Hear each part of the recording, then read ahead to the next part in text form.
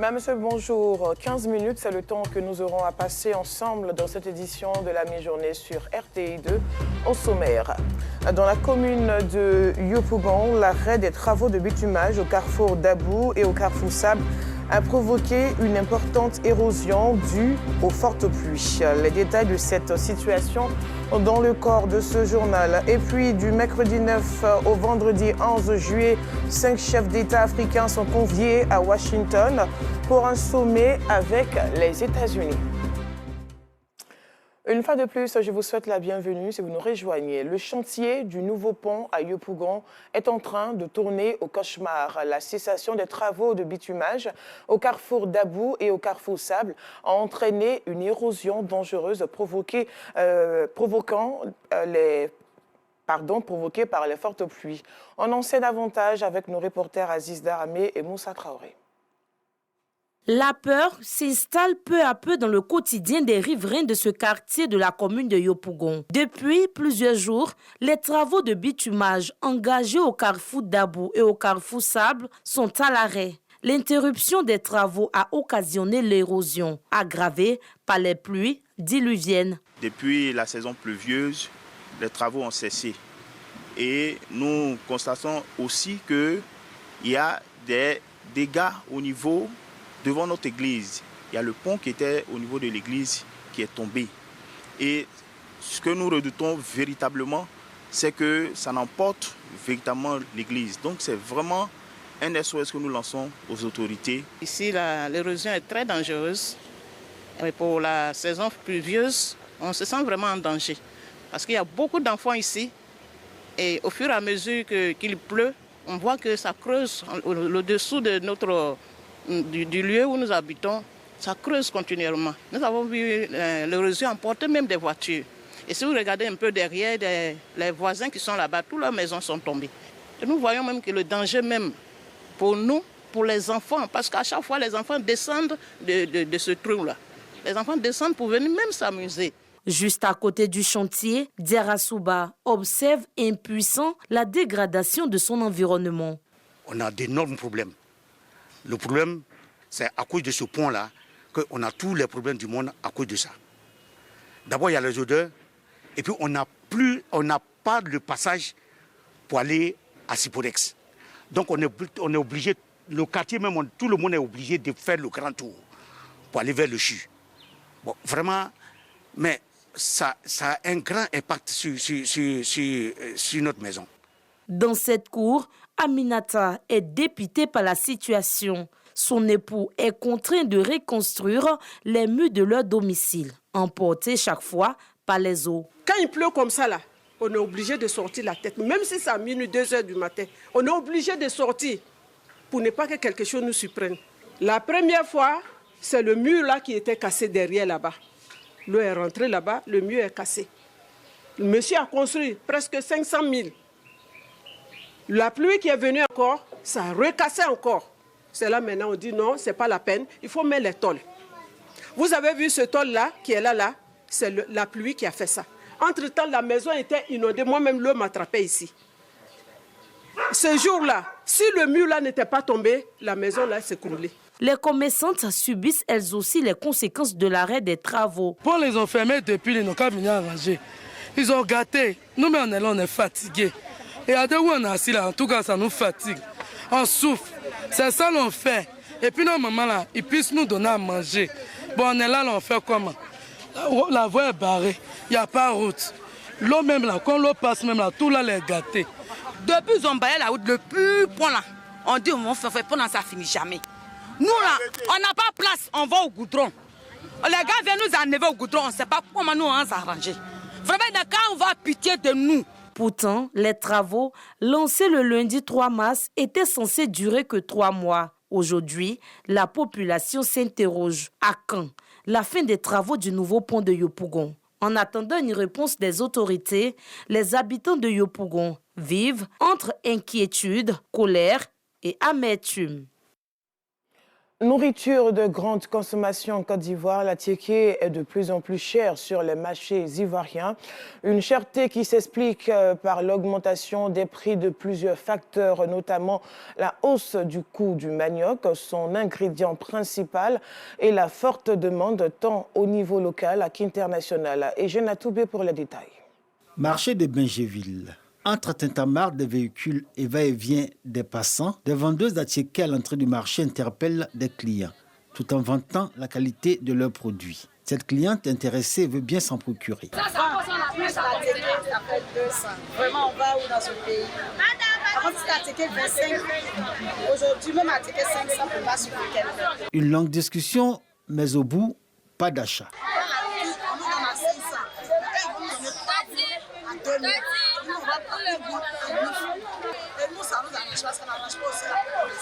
Vrai ou faux? Pour nous en convaincre, direction Adjin. Dans ce village de la commune de Bingéville, la production de la tiéké est l'activité dominante. Ici, chaque habitation est une usine de production tenue par des femmes. On tape, on finit de tailler maintenant. On lave, on appelle machine, c'est lui qui vient broyer maintenant. Maintenant après ça, on met dans les babos là. Le lendemain, on met dans le sac. On met en bas des machines, on presse, on éveille l'eau dedans, on casse. Quand on finit de casser, on met au soleil, ça devient sec. Quand c'est sec, maintenant on ramasse pour venir à la maison. On met ça au vent, on essaie d'enlever bois dedans et puis on table. Le lendemain, on met marmite au feu. Et puis on fait tout, on prépare maintenant. La transformation du manioc jusqu'à son produit final, la tiéké, est un travail long et pénible qui exige de recourir à une main-d'œuvre supplémentaire, donc un surcoût de production. Je prépare la tiéké en gros pour livrer à les clients. Semaine comme ça, on a pris 3 motos. Ça, ce que tu ne peux pas faire. On a pris 104 femmes pour pouvoir nous aider. Donc c'est pour ça, nous-mêmes, on a diminué la tiéké. C'est en fonction du prix de manioc qu'on nous donne. C'est ça, nous, on a diminué notre tiéké. Le prix de manioc est monté à cause de vacher l'avant, peut-être 200 000, il y a 210 000, 220 000. Mais maintenant, ça a augmenté jusqu'à 330 000, 320 000. Nous, on ne sait pas quoi faire. On est obligé de faire ça comme ça, que nous, on se Conséquence, ce surcoût est répercuté sur le prix de la tiéké vendu sur le marché. À Adjin même, où l'on fabrique de la tiéké, le produit est vendu cher. Avant qu'on paye la tiéké, la boule de soufre était comme ça. Maintenant qu'on paye la tiéké, on constate qu'il y a plus de vent dans le château que la tiéké. La tiéké, mets préférée des Ivoiriens, ne s'achète pas aussi facilement comme par le passé. En ville comme au village, la même réalité. Les consommateurs craignent que la tiéké, fierté nationale et inscrit au patrimoine culturel immatériel de l'UNESCO, ne prenne le statut de produit de luxe. L'Institut de formation politique Amadou Gon Coulibaly a accueilli la grande cérémonie de clôture du Forum du mentorat et du business, une initiative de la Jeune Chambre internationale JCI Abidjan Soleil, placée sous le thème « L'impact du mentorat sur l'innovation et la croissance de nos entreprises ». Ce forum, point d'orgue d'un parcours de formation, a réuni entrepreneurs, jeunes cadres et membres de la JCI autour d'un moment riche en apprentissage, en échange et en opportunités. Le mentorat comme levier de développement personnel et entrepreneurial, c'est le message que souhaite véhiculer la Jeune Chambre internationale Abidjan Soleil à travers son forum du mentorat et du business qui s'est tenu à l'Institut de formation politique Amadou Gon Coulibaly dans la commune de Cocody. Lors de ce forum placé sous le thème « L'impact du mentorat sur l'innovation et la croissance de nos entreprises », les panélistes ont souligné l'importance d'un accompagnement de qualité en vue de transformer des idées en entreprises pérennes et innovantes. Les mentorés pourront mettre en pratique les différentes expériences que nous avons étalées. Voilà, et ça pourra vraiment les aider. C'est quand même un bon événement et je les encourage à continuer l'organisation chaque année avec de nouveaux entrepreneurs afin qu'ils puissent bénéficier au moins de l'expérience des plus anciens. Présents à cette rencontre, entrepreneurs, jeunes cadres, membres de la JCI et figures influentes du monde des affaires, la présidente de la JCI Abidjan Soleil salue l'énergie des participants et le succès de cette édition. Ce genre d'événement est une activité proposée pour faire la promotion du business, mais aussi permettre aux jeunes entrepreneurs qui font leur pas dans l'entrepreneuriat ou qui sont déjà dans l'entrepreneuriat, qui ont des difficultés de pouvoir vraiment avoir des mentors. Donc nous faisons la mise en relation entre eux et les mentors qui ont déjà émergé dans l'entrepreneuriat. Pour cette deuxième édition, je suis vraiment satisfaite. C'est vraiment 20 personnes que nous avons accompagnées, coachées, et que nous continuerons encore d'accompagner durant toute l'année. Moment fort de la journée, la session du pitch qui a permis à plusieurs jeunes entrepreneurs de présenter leurs projets pour un accompagnement stratégique. Nos attentes dans ce genre d'événement, c'est de pouvoir trouver des mentors, de pouvoir trouver des personnes qui croient en notre projet et qui pourraient nous accompagner pour évoluer en tant qu'entreprise. Les remarques qui ont été faites, les critiques qui ont été faites vont me permettre d'avancer et surtout ont permis à ces mentors de comprendre en quoi consistait mon projet et surtout de savoir comment m'accompagner pour grandir. La cérémonie s'est achevée par la remise de certificats aux mentorés ayant complété le programme 2025. Les mentors ont également été honorés pour leur engagement et leur parcours inspirant, témoignant de la reconnaissance de toute la communauté JCI. À son siège des deux plateaux SIDECI dans la commune de Cocody, la plateforme Placi a fait une déclaration suite au parrainage des candidatures aux élections d'octobre prochain, lancées après la liste électorale définitive par la commission électorale indépendante CEI le 4 juin dernier. Cette plateforme œuvrant pour des élections apaisées plaide pour la continuité des innovations engagées dans le processus électoral pour une présidentielle apaisante et transparente en Côte d'Ivoire. Théodore Zouzou. Observer, sensibiliser, alerter, faire des propositions pacifiques, c'est la mission que s'assigne Place Côte d'Ivoire. Cette plateforme de 19 organisations non gouvernementales œuvre pour des élections apaisées et transparentes. Elle salue les innovations apportées par la commission électorale indépendante par la digitalisation du parrainage. Les innovations logistiques introduites par la commission électorale indépendante, la CEI, notamment les kits biométriques sécurisés, sont à saluer comme des réelles avancées pour la fiabilité du processus.